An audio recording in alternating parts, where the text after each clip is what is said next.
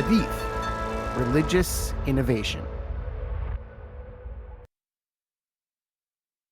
This is from the Sahih al-Bukhari Hadith collection number 2697. This one's actually from his wife, Aisha. Allah's messenger said, if somebody innovates something which is not in harmony with the principles of our religion, that thing is rejected.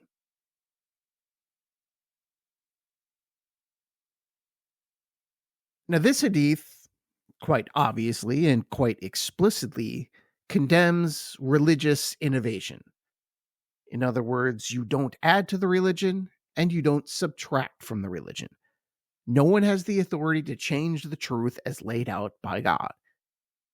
And that's not super controversial.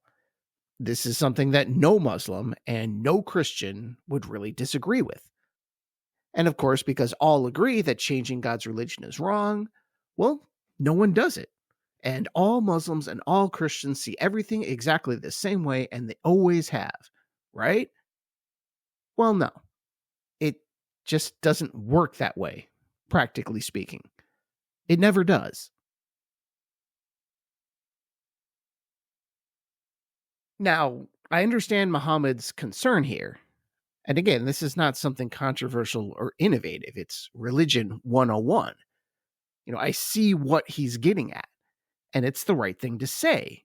But really, all Muhammad could really do was just say it.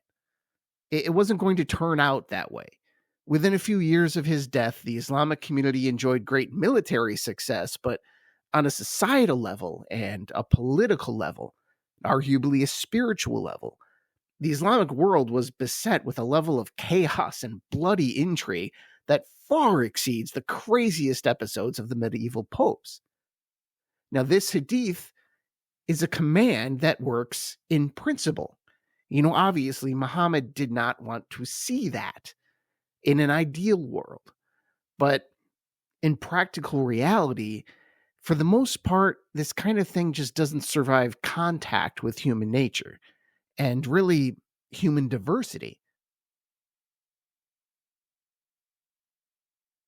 People are different, and they will define innovation differently, as well as the principles of the religion.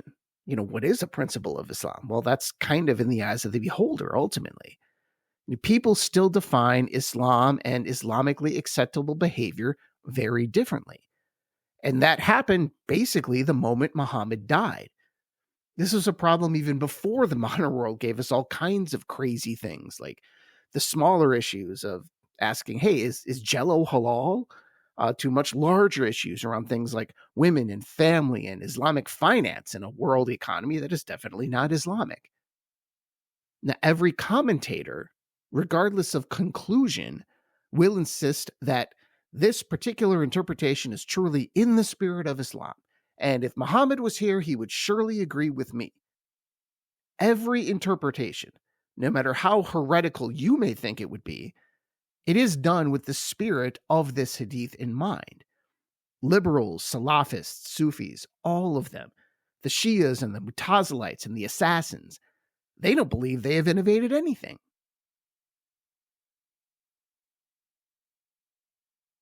You see the same thing in Christianity. Regardless of sect, every church will say, no, we didn't innovate anything. You did. We're the true faith.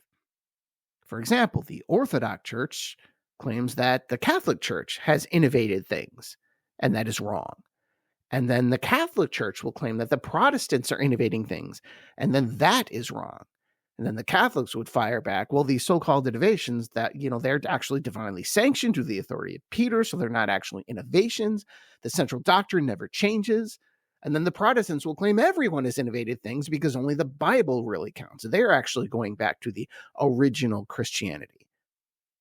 And this isn't new. Arians and Marcionites and Docetists and Gnostics, and they sprang up as soon as the name Jesus became known in the wider world. The heart of the claim of every sect is that they are the ones in harmony with the principles of the religion, and that everything else should be rejected. Now, we live in a world where billions of people are either heretics or believers, depending on perspective. Now, the authority and the religion still tend to be in the eyes of the beholders.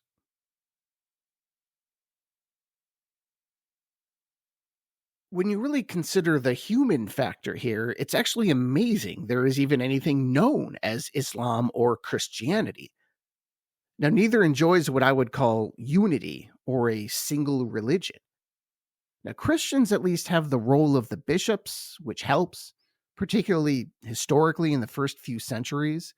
And Christianity would probably be more like Christianities or some other name that would have been invented if there were not early authorities to stomp out heretics. So, from Orthodox patriarchs to Catholic popes and cardinals to the bishops of many of the Protestant denominations, there is at least a voice of authority to tell you what is and is not correct. Well, that is, if you want to be in communion with this particular church. And Islam had that at one point, but really only when Muhammad was alive. And maybe, if you're being generous, in the time of the first four caliphs. But definitely not today. Unless you maybe want to count more political caliphs, like, say, in the Ottoman Empire. But I don't think that's entirely the same thing. So you don't have that authority. So what is an innovation? And what is in harmony with Islam? Well, that's entirely in the eyes of the beholder. It just is. And that's not Muhammad's fault. That's not anyone's fault. This was inevitable.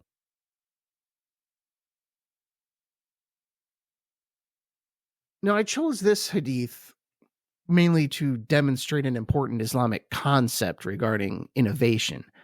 This hadith tends to be part of those 40 hadith collections you see from scholars that say, hey, these are the 40 that you should really focus on to understand Islam. But again, there is what is hoped for and what actually happens or happened. And again, it just says something wider about the nature of humans. So religiously, this hadith is a nice sentiment and kind of an obvious one, really. But sometimes ideals, even religious ideals, they crash into the world of human frailty, and the resulting pieces just kind of fall all over the place. And whether those pieces are an innovation or in the spirit of the true religion, well, that's naturally in the eyes of the beholder. I mean, really, it doesn't matter if we're talking about Islam or Christianity. It's the exact same principle. This isn't an Islamic phenomenon or a Christian phenomenon.